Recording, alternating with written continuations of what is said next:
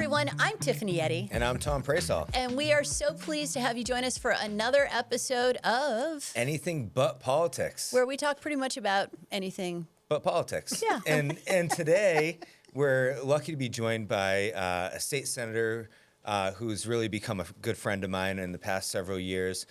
She spent 2 terms in the House, and I believe she's in her 6th term in the Senate, where she currently serves as the Senate Majority Leader.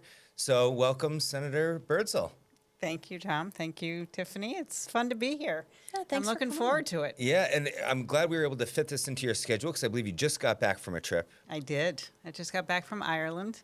It been a busy summer, Wisconsin and then Ireland. I went over to a conference, ASLIC, which is the American and Irish State Legislator, but also BEA put together a visit for me to UCD, which is the University College Dublin, which I went to for a year, which is incredible. It was absolutely incredible.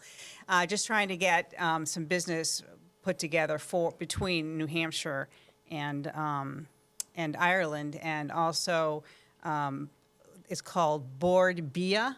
It's BORDBIA, Okay. and they deal with all of the produce imports and exports to the U.S. So talked to them a little bit about Keo chips and things like that. But it was a lot of fun. In the first week we went to Galway, and that was a personal trip. And we brought. Did you dance?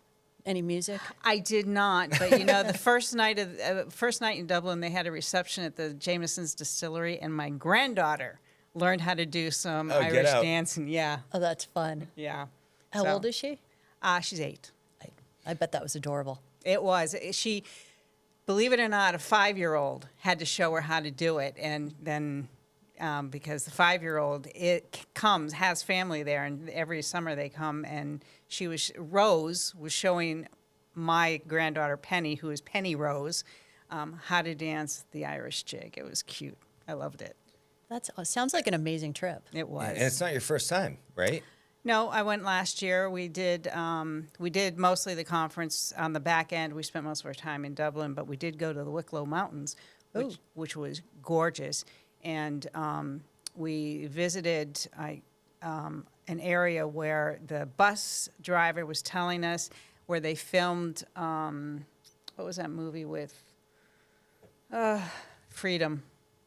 Oh, Mel Gibson? Yes. Braveheart. They filmed the wedding scene in the cemetery at from Braveheart. Ooh. And a lot of the people that they used in the fighting scenes were actually military people, Irish military people. But what they did is they used the officers were the enlisted people were the Scottish, played the Scottish, and the officers played the British. Oh, interesting. Which is why the scenes in Braveheart were so massively violent, because they took it out on their officers. Yeah, hey, good for them. Oh, wow, that's great trivia. I never knew that before. I never heard it. Interesting. So I lived in Ireland when I was much younger, but they used to say that the best pint of Guinness was in County Wicklow. And it had to do with how long the keg would travel from the Guinness factory. And so it fermented at the perfect amount of time. That's what they claimed in Wicklow.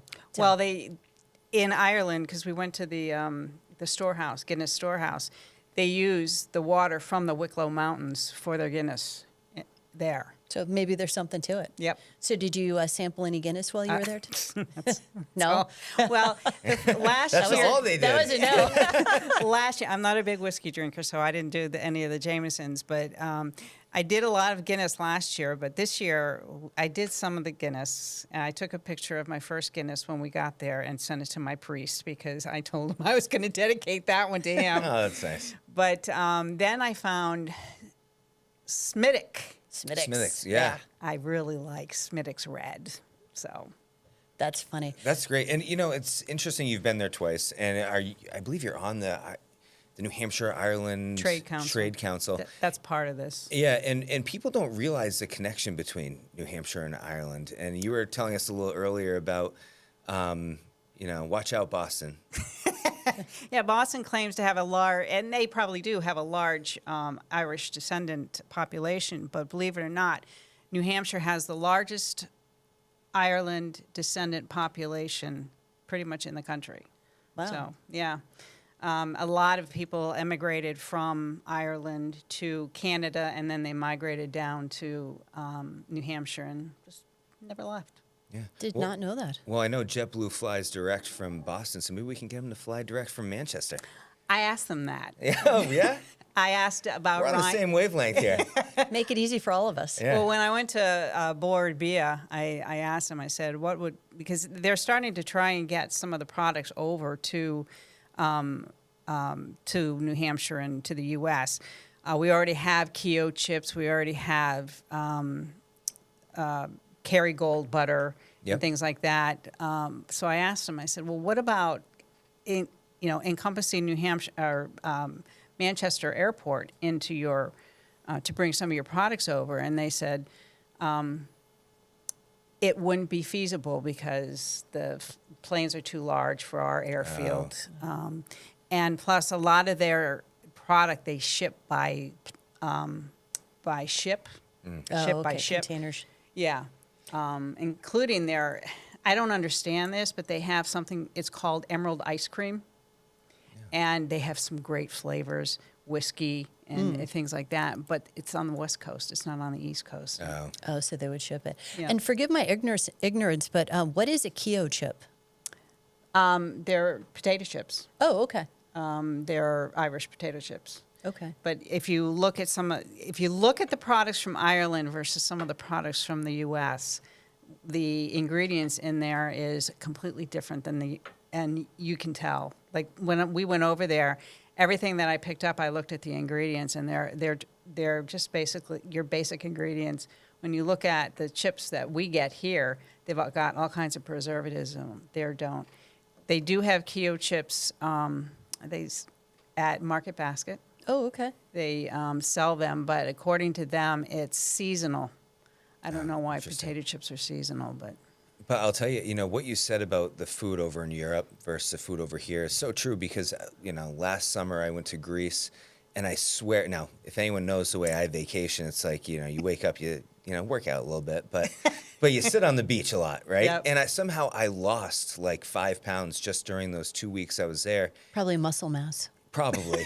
Yeah. I was thinking it was because of food. I was just eating fish, right? And olive oil and Yep. and olives and, but it was, the food over there is just, in Europe, is so healthy. and they say. That's why I want to go to Ireland so I can eat as much as I want and see if it still works. I'm not sure that's going to work, especially with the beer. I'm not sure, but That's true. We tried. We and that experiment failed miserably. So Okay. Well, good. Good to know. And so you flew back. You didn't swim back, right? no swimming. and I didn't take a ship either. No. It's actually a really flying out. We leave at 9:30 at night, and we get there at 8:30 in the morning. And it's interesting when you fly back. You leave at 12:30 their time, and you get back here at 2:30 our time. Yeah. So it's like a 2-hour trip. Yeah. But it's not. So. Well, it's interesting that, Tiffany brought up swimming because I want to touch Oh, on, jeez. well, We're not going to let that one go. No, but you have certainly a family history of serving in the military, and you Yep. spent time serving in the Coast Guard. I did. And the only experience I have, so I'd love for you to talk a little bit about the Coast Guard because I've seen the movie The Guardian with Ashton Kutcher and He's a big Kevin fan, Costner. too, Yeah, yeah. it was I thought it was a great movie. It But is. I just picture, the Coast Guard's out there, and you hear about them on the news when they're, rescuing people whose ships or boats have capsized Right. and stuff like that. So you must be a good swimmer. But if not, tell me a little bit. If not, tell me a little bit more about what it was like in the Coast Guard. What made you want to go in the Coast Guard? Because I think your dad was in the Army. Right. So my dad was in the Army, and by the way, my dad was one of the first to liberate the prisoners in Dachau. Oh, wow. So that is very near and dear. The Holocaust is very near and dear to my heart. He never really talked about it, but I studied it a lot. You went there last year, right? No, the year before we went to Poland and went Okay. to went to one in concentration camp in Poland. Okay. But I was there like 8 years ago. It was one of the saddest places I think I've ever been in. It is. It was horrible. That's the other thing that I'd like to visit too is Krakow and Warsaw in Poland. But Dad was in the military army for 24 years, served in World War II and Korea. My sister, lieutenant colonel, retired as a lieutenant colonel in the army, and my brother-in-law was a colonel in the army. I was a black sheep. I went into the Coast Guard. What made you decide the Coast Yeah, Guard? why? You just didn't want to follow the family footsteps, or? You like swimming in boats? Or No, actually, you know what swayed me into going there is the first thing they said was understand that the Coast Guard is smaller than the New York Police Department. It was a very unified organization. I went, okay, I'm sold, because it's small. We had 36,000 people in the Coast Guard, so you didn't know everyone, but wherever you were stationed, you were a tight-knit group, is what I presumed at the time. I was 19. So I did. I went in, and when I was at 19, and I won't tell you what year it was, but there were only three decade ago? just a decade ago. There were only 3 positions available for women, because women had only been in a year. Wow. So we had cooks, hospital corpsman, and yeoman, which is similar to human resources. So I went in as a yeoman.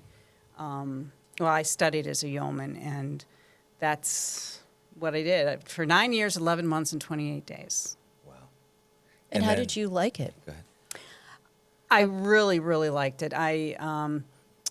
I will say that there were some good times. There were some really good times. There were some pretty bad times. I was one of the, I helped people with, who were being, what do they call it, had sexual harassment. So one of the instances was we were flying, the individual that I was working with had his own plane. He was the senior chief in charge of that organization. We flew up to Maine, where there was a case, and on the way back, sexual harassment. Really? Yeah. So you're stuck in a plane all by yourself with someone who's trying to sexually harass. So there were a lot of issues when it came to that. They ironed that out by the time I got out. A lot of that was ironed out because by that time women were getting up in the ranks. They were they were actually in charge of boats. When I first joined, women couldn't get beyond an E6 because you needed sea time, and they wouldn't let women on board ships. By the time I got out, I had applied to be an E7, which was a chief.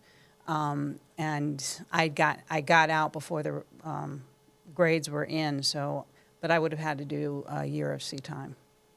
How would you feel about that? I was fine with it. Yeah. Yeah. The only thing, remember with the Coast Guard too, unless you're on a iceberg or ice cutter, Yeah. then you're not going to be out for years like like the Navy is. That's a good point. They're out 3 months. They're back for 3 months. Some will go out as long as 6 months, but typically you're back. So where were you stationed? Well, when I got out of boot camp, I went to boot camp in Cape May, New Jersey. How was boot camp? Was it hard? Yeah. Oh, wow. So you're a tough cookie.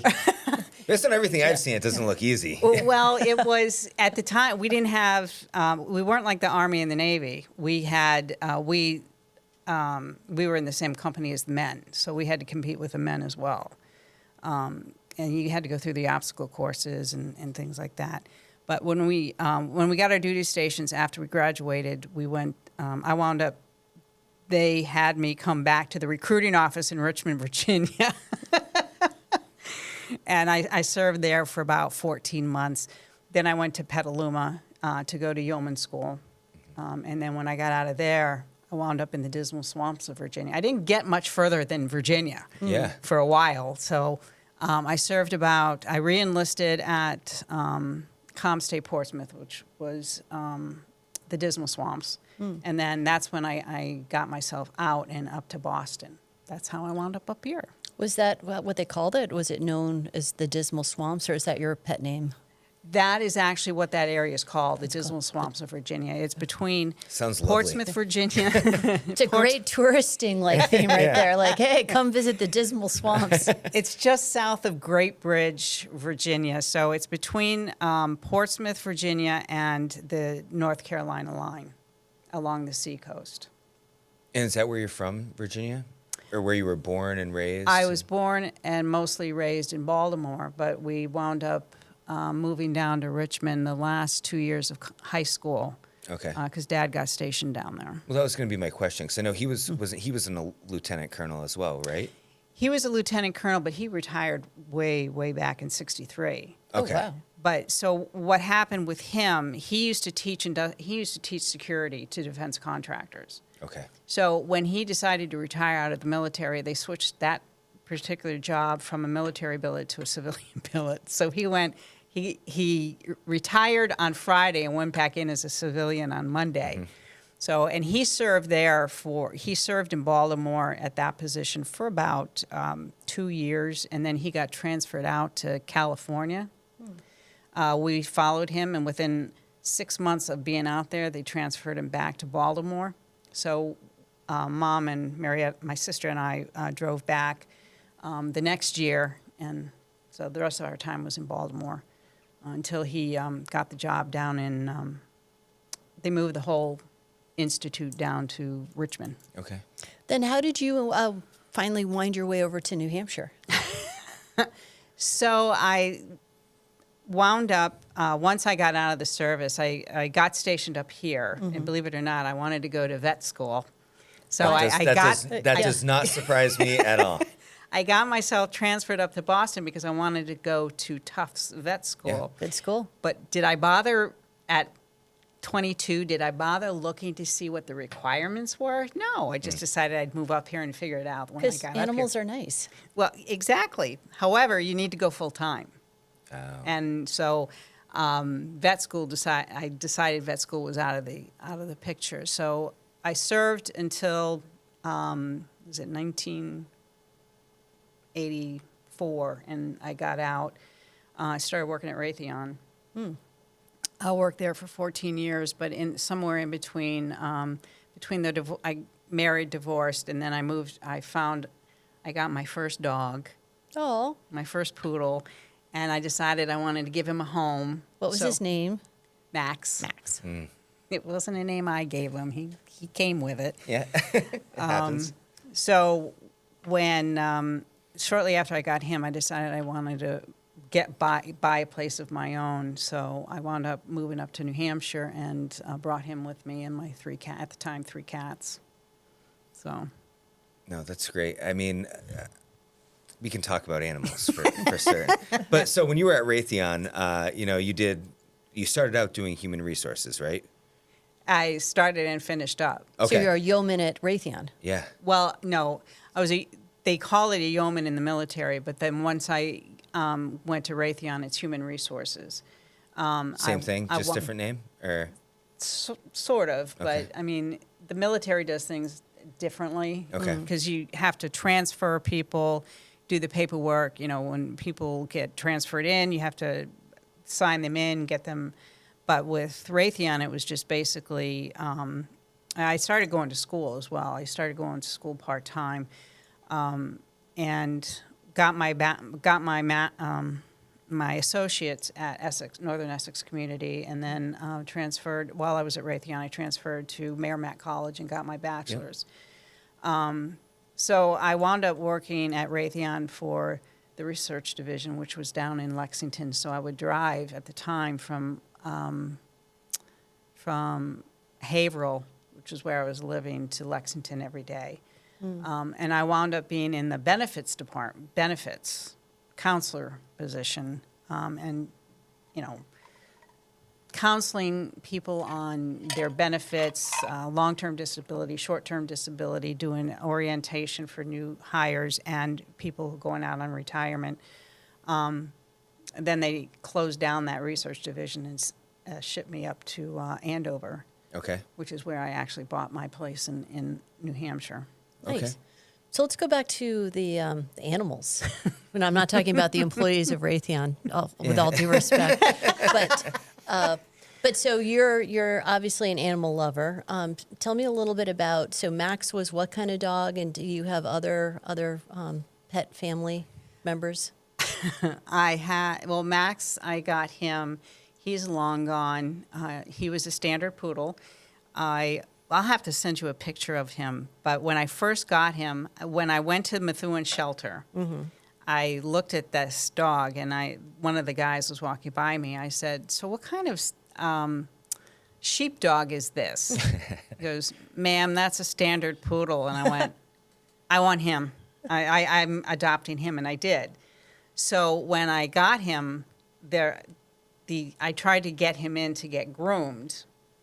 And the only place that would take him was, and I still go to them, a Refreshing Paws, and it's now in Plastow. Oh. And she's the only one that would take him without any papers. Okay. Or vaccination records at that point. So I dropped him off, and he was gray with long hair. And then when I walked in the afternoon, this dog was coming at me, and I'm like, "Oh my God, he's gorgeous. Who is he?" That's your dog.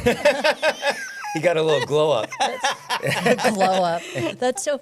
So I grew up with a toy poodle, Peaches, and we had her for years, and she was peach colored, thus the creative name. But I remember, like, when she wasn't groomed and people would come over to the house, she would, like, go hide under chairs. And then when we would get her groomed, she would be like, "Oh, yeah, I look so really? pretty." And so did you ever notice that with yours? Like, they have this, they know, and they have this attitude of, like, when they're groomed, they're like, "Yeah, baby, I look good." Yep. I know the one that I have two now. I have, it was Max. He passed away. Then then we got Misty. And she was a standard as well. He was a standard. He was 55 pounds, and she was 55 pounds. And then I started fostering for Poodle Rescue of New England. Oh, wow. And then we fostered about 7, and then we got out of the fostering business because we adopted Ayami. Yep. But both Misty and the one we have now, Remy, she's short for Remington Steel, and Chessie is short for Winchester. So, but both Remy and Misty Misty was black, and Remy is what we call a metal gray. She's what they call a blue. You can tell when they walk after they've been groomed. Yeah, they got that strut. Yeah. That's so great. And funny? Chessie just struts, period. Yeah. So that's just him. And poodles are exceptionally smart. Yeah, intelligence in dogs is a little overrated. My husband says that, and I agree with him. She is pretty smart because, like this morning, we were having coffee, and the door was shut, and all of a sudden it's open, and she's gone. She knows how to open the door. To get out of the house? To get out of the room. Are they knobs or are they handles? They're knobs. They're knobs. Okay. Yeah. So she's using her mouth or something, Yeah, right? she's doing something. Wow. Yes, so she can run downstairs, sit in front of the window, and bark, Yeah. Well, which gets us up, and then we have to take them out. That Yep. sounds like And your feed it. house, right? Yeah, that's what I do every that's morning. what Tom's wife says he does all the time. The neighbors keep complaining, but Tom's like, it's true. I'm smart, right? Now, were you always standard poodles? Like, even before, when you went to that first shelter in Methuen, was there a breed you were looking for? I wanted one that didn't shed. Okay. And I was looking for a small one. You know, you have to go way back in the Wayback Machine with my father, and my sister is the same way. She's an animal lover. My father, before he married my mother, he had 9 cats and 2 monkeys. "Oh, wow." Oh, get out. They were they met in Japan right after the war. And so, of course, Mom made him get rid of all the cats and the monkey before they got married. But he loved animals. And then when probably before we left Baltimore, he wanted a dog. My mother said, "Fine, but we're going to get a poodle because they don't shed." And they got a toy poodle, and they had 2 toy poodles after that. So I think I was just, I love them. And I think I was just, as soon as I heard that's a standard poodle, I wanted a big dog because I love big dogs. Yeah. And I've been sold ever since. No, but I think it's so true about growing up with animals and around a specific kind. You know, now I had a bull mastiff and a chocolate lab. They were Yep. my wife's before they were mine. But I grew up my entire life with golden retrievers, and every time I see a golden, it's like, oh, I'm obsessed. But our neighbors across the street have Winnie, who's a golden, and whenever we watch her, like for the next week, my wife's like, "There's still Winnie glitter everywhere because they shed so much." Yeah, they do. Yeah. Yeah, my sister has, she has a yellow lab and a German Shepherd. And you want to talk about shedding. Oh, yeah. yeah. The German Shepherds can shed. Yeah. So, and I see, her name is Harley. I see Harley glitter even a week after I come back Yeah. from visiting her. That's a nice way of putting it too. Glitter. Yeah, yeah. Well, it's all about the positive spin, Yes. right? Really, it's hair, but Yeah. No, I mean, I love dogs, and I know, you know, you love them so much. I think your license plate references poodles. Yep. But you do also a lot of work with organizations that are help animals. So one of the things that I have been working with, I'm on I chair the PTSD Commission, and we've been doing it for 7 years. One of the things we do, from the very beginning, we had a police officer that was on the commission who brought in Patch, who is a comfort dog for Manchester. One of the things that we decided to do this year, and I've got a bill in, is because we have comfort dogs throughout the state that are trained by Hero Pups, and I'm a big supporter of Hero Pups because she gives, surprisingly, her name is Laura Barker. She trains those dogs, and the different, like Franklin Fire or Police Department have one. Concord has Liberty, but there was no standards for actually public or municipal comfort dogs. So I put together a subcommittee on the PTSD Commission, and they finally have come up with some language to have some standards for comfort dogs. So, and I just went to Hero Pups had a presentation at their facility, and there were like 8 or 9 small golden retriever puppies. Let me tell you something. This is one reason why I feel like I could never get into fostering, not because I don't think I could do it or I wouldn't provide them with like all the love and attention that they need, but it's because I would end up adopting every single pup that came into the house. I love dogs. I love animals. you'd have 50 Most dogs. animals. Yeah. Don't like sharks. No or sharks. birds. I'm not a big bird guy. No. I don't mind birds. I like everything except for snakes. Yeah, I don't like snakes. Yeah, actually, I just really like dogs. Let's put a list together of what you do. I think that's probably No easier. sharks, no Yeah. on the sharks, no Yeah, on the yeah. snakes. So definitely poodles. Do you still have the cats, or are the cats? They all passed away, but passed. I wound up being allergic. And Oh. it's not so bad when I have one, but when I had 3, it really got to me. But the stepdaughter and the son-in-law and the granddaughter have 3 cats. 2 of them are Maine Coons, so they're bigger than my that's- small dog. Yeah. And Mark, and they name them, Mark is the oldest, Judy, and Jimmy. Wow, very creative I names. love for when cats. animals have human names. I just think it's so fun. Judy. Judy and Jimmy are Maine Coons, and Mark is, we saw them the other day. Mark is shaved now, and he looks like a little black lion, but he's almost as big as they are. So, Oh, wow. so I get my cat fix from them whenever we go over. It's funny, like my father is very allergic to cats, and I remember growing up, we had cats, and they knew he was their favorite, and he would fall asleep, and literally like there'd be like a cat on his chest, and it would make him sneeze and whatnot. But it was like they knew who was allergic to them. Yep. They're like, "No, buddy, I'm coming in. I'm going to give you a little extra love." Yeah, that Natural hap- immunity. Yeah. that's what happened to my mother because she did not like cats at all. And when I had them, when she'd come to visit me, all my cats would kind of hang out with her, and she's like, get. So when it comes to cats, you just got to play hard to get. Is that what you're saying? Or be super friendly, and they'll be like, yeah, whatever. Yeah. Yeah. Yeah. Yeah. You So play it's hard to get. interesting that your stepdaughter named one of their cats Mark, because that's also your husband's name. So where does he fit into? Ooh, your- segue. yeah. Where Yeah. does he fit into your timeline? Like, where did you? How'd you meet and get together? I love your husband. I think he's great, and we both wear the same size jacket, obviously. So He wore. He must be massive. yeah, he is. Tom wore the green jacket for Thanksgiving, or no, for Christmas. Yep.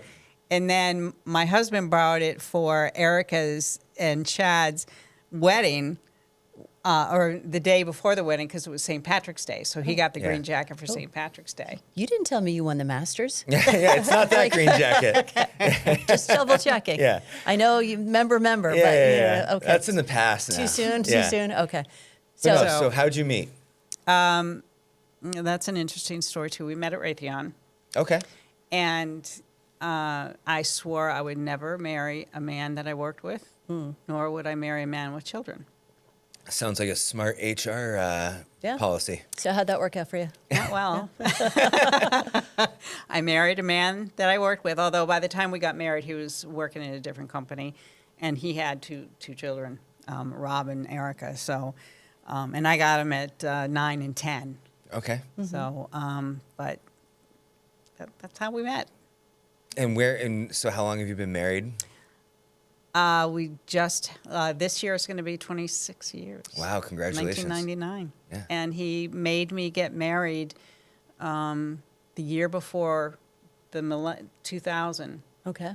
I wanted a spring wedding because my first marriage was in the fall, and I didn't want to do that again. Yep. I wanted lilacs at my first wedding, or this wedding, and he said, "No, we need to get married before the year 2000 because what happens if?" Y2K. Yeah. I'm like, oh, whatever. Okay, fine. So we got married October 15th. Oh, another fall wedding. Yeah. Yep. So he tricked you. Yes, he did. Smart And man. then I waited till 2 minutes after, or 1 minute after midnight, and I said, "We're still here, by the way." Yeah. I could have had my spring wedding. You know, they always talk about the rapture. Wasn't it supposed to happen last week too, or something like that? I don't It's know. every other week. Yeah. I don't know. So, and I guess so. Then you're married. You worked at Raytheon, and then when did the political bug kind of bite you? I'm not quite sure. I wound up while working at Raytheon, I started working with one of our contract recruiters because we never really had a recruiting division where in our divisions because they were too small. So we would hire a contract recruiter, and I worked with him for about 3 years, so I kind of knew the process. So I wound up, after we got married, and because the boss that I was working for, she said to me, she was 30 at the time, and I was over 40, and she said to me, "We have to lay everyone off over 40." Oh, geez. I I went, can say that? they're not supposed to. Wow. Yeah. Being from HR, you're not supposed to say Yeah. that. So as soon as we got married, I said, "You know what, Mark? I'm gonna try and go out on my own and do my own contract recruiting business." And I was covered under his insurance, so he said, "Fine." And I actually did really well for about 3 or 4 years, and that's when in 2008 things had really slowed down. I got laid off, and so I started and I was really interested when the war started in supporting our troops because of my background. And I started going to some political events and talked to my sister. And she said, I started talking to her about the politics piece of it. And I'm like, because both my parents were Democrats. And I said, "Don't tell me you're a Republican." She said, "Yes." I said, "Oh, thank God." So I started going to some things, and then I found out about this course, Vesta Roy. Oh, I've taught at that before. Yep. I think you did an interview process for us. Yes. Yep. And I went to that, and I really kind of enjoyed it. And then I got involved with a special election that was happening in our town. I got Ken Weiler in. I helped get Ken Weiler in the special election. And then the next year I decided, I was going to try and run because I wanted to get these lofty ideas. I wanted to try and get high-tech businesses into New Hampshire. Yeah. Doesn't work. It's not that easy. Yeah. So then I ran in 2010 and got in. And You've been there ever since? I've been there ever since. Couple promotions along the way. Now, Just a is there anybody who served as a mentor or inspiration when you were early on in your political career that left a lasting kind of impact or impression? I'm thinking someone specific. You, during the interview process? Besides me. Okay. I know it was me, but someone maybe much bigger, someone who ran for president that he was kind of a maverick. John McCain. I worked for John McCain and tried to get him in. But honestly, I think Marco Rubio to me was a real mentor. And I will say that once I got into the Senate, person that really impacted me the most was Chuck Norris. Yeah. He was very, he was conservative. He knew what right from wrong, and he had a real core set of values that I really liked. And, we butted heads a few times, but I listened to him as much as I could. But Marco Rubio was, and still is, makes a big impact in my life. So this past year, you served on the finance committee, the all-important finance committee during the budget process. So given that, Senator Morris, or former Senate President Morris, was so integral in writing so many of our state budgets, did he serve as sort of a, someone you could call? Oh, yeah. Yeah. Yeah, I mean, a sounding board, if you will. Yeah, a sounding board more than anything else.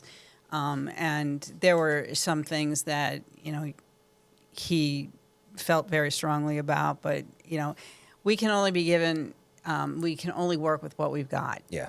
So This was a tough budget. it was a very tough budget. And I think we did the best that we could with what we had. So I still talk to him because I used to work for him, too, when we were at Freshwater. Yep. Okay.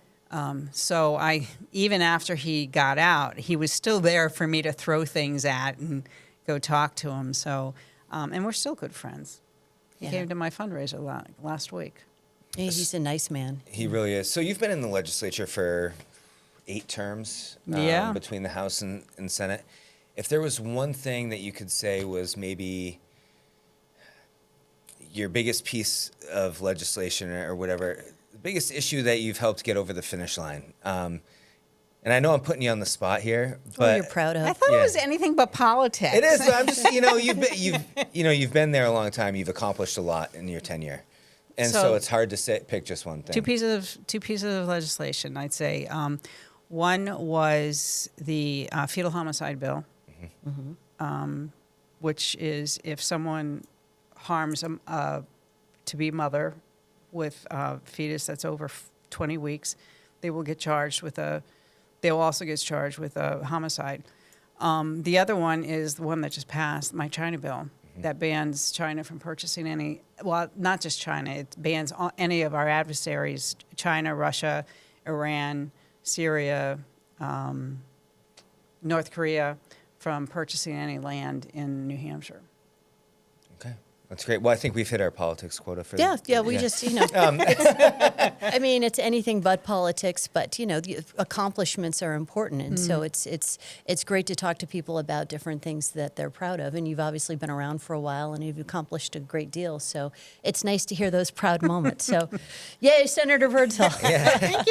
Thank you. But I do want to ask you because, I know you and Mark love to travel to the Outer Banks every year, right? Is it like a family trip with extended family, or is it just, yeah? So his family started it. Okay. His mother and father actually started it years and years and years ago.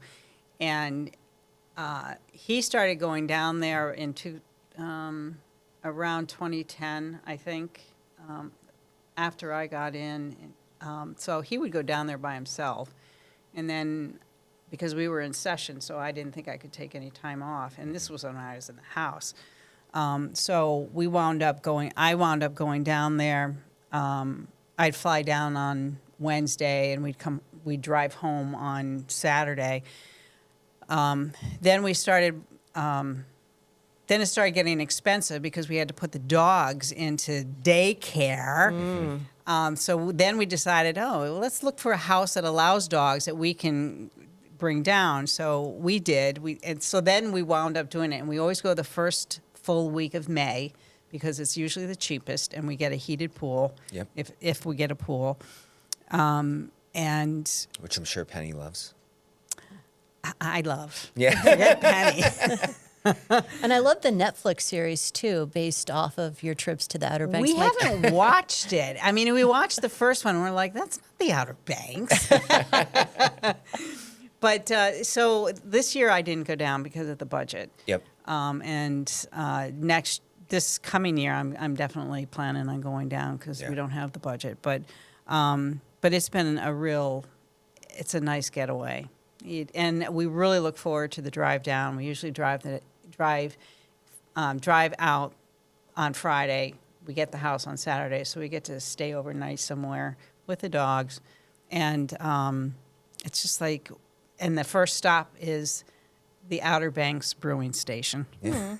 Oh, you're making me thirsty. Yeah, I know, right? It's almost beer time. And so you guys love to travel, right? Yeah. I'm sure he's been with you to Ireland when you've been there. Funny, he doesn't want to go down to D.C. with me next week. Yeah, well, I'm not surprised by that. I love to travel too, but there's some places, I know. But then he also went to Poland with you. So when all of this is done, right, when the politics is over, where do you want to travel? What do you want to do? Well, I just said I'd like to try Warsaw and Krakow, but the one thing I want to do, take a 3-week tour of Europe. I want to do the Band of Brothers tour through Normandy. Then I want to hit Austria, Switzerland, because we were stationed in Germany when I was a kid. And the only thing I remember is going to the salt mines in Austria. And so I want to do that again. So Austria, Switzerland, and Italy. That sounds nice. So I guess some random questions for you as we start to wrap up a little bit. But when you're in the car and you're coming up 93 to get to Concord, what's on the radio for you? What are you listening to? Anything but politics. Besides our podcast, which has now gone, as it's well documented, gone international. And I know that that's probably on your regular rotation. But besides anything but politics, what might you be listening to? I'm usually on the phone. Okay. Calling either my sister, because if I know I have to be on with my sister, it's going to be at least a 2-hour conversation. Oh my goodness, I do the same thing. So I have Sister-in-law. to make sure that I have a lot of time. So, but usually with my sister, I'll call on the way home so that once I get home, I can get into the house. And but I'll usually catch up on all my phone calls, and Tom's been one of those. Yeah. But I always and get also, nervous when I get that phone call. What did I do? And honestly, I listen to Fox. Fox, okay. Yeah. And then when you get home and you've hung up on your sister and you're like, oh my goodness, thank God I solved all those problems. What do you turn on the TV to watch to relax besides Fox? Well, Night Agent. Night Agent.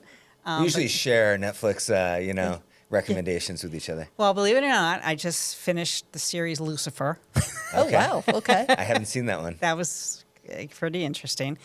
But what's really interesting is when I can't sleep at night, sometimes I'll be tossing and turning, I'll get up, and I go downstairs, get a cup of chamomile tea, piece of toast, and I put on the Golden Girls. Oh, yeah. Because whatever is on my mind stops as soon as they come on because they are just so funny. I love that. Yeah.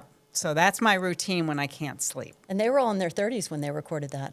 No, they weren't. Well, they're like 40. They're something. They were shockingly much younger than they looked. Yes, I forget what it was. I will but- admit that. But I look at them going, wow, they're probably younger than I am right now. And all I can say is I love Blanche's clothes. She dresses really nicely, sadly, they're all gone. Yeah. But they'll live in infamy. But they live in our hearts, and Oh, they yeah. live on TV. Well, this has been wonderful. Any other questions? Yeah, no, I just want to say, like I said at the onset, we've gotten to be close over the years just from working together on stuff. And, I was at an event with you a couple weeks ago, and you made this comment, which I thought was so smart, where you can't eat a whole apple in one bite, and I think, when it comes to, making the sausage and legislation, I think that's such a smart approach. And I want to thank you for having that, mentality where, incremental steps. You don't have to go the whole way in one fell swoop. But it resonated with me when you said you can't, eat an apple in one bite. So. Well, yeah. I mean, when you want to pass legislation, it's like you do it a step at a time, because you can't eat. If you eat the whole apple, you're going to suffocate. Yep. So you make incremental changes, and eventually you get to where you want to go. And just because we're not eating the apple, don't trash the legislators who are trying to work together and get some compromise, because the stronger the compromise is, the longer that RSA or that law will stay in place. Yeah, and that was the other thing is, I know you've always worked really well with your colleagues on both sides of the aisle and bringing people together. And I think that's really smart, because you bring different perspectives, right? It's not just like, a room with just, echoing voices, Yep. and that makes the best legislation. So I just want, I know we're ending, but I just wanted to say thank you for that, and Yeah. I appreciate that. Yeah, no, and thank you very much. And I think, just to tag on to what you were saying is that's part of the point of this podcast is we want to get to know you as a human being and the things that interest you and hear what inspires you and how you want a vacation. And really just when you get to know people, I think on a human level, then it makes it that much easier to communicate. Yeah. And so that's kind of part of what this podcast is about, is to just kind of, let's all get to know each other. And we're not always going to agree, but at least we get to know each other as human beings. Right, and I appreciate that, because I know you bring both sides of the aisle on, and it's nice to see that. Yeah. Thank you. And we'll celebrate over a Smittix Red Ale. Smittix. Yeah. Awesome. Great. Senator Birdsell, thank you very much for everything that you do, and thanks for coming on the podcast, which is now broadcast internationally. So Always. Yeah. Number 10 in Ireland. Yeah, at one point. Soon to be number 1 after this one. Yeah. Awesome. And thank you very much to our audience for tuning in for another episode of Anything but politics. And we will see you very soon. Thank you.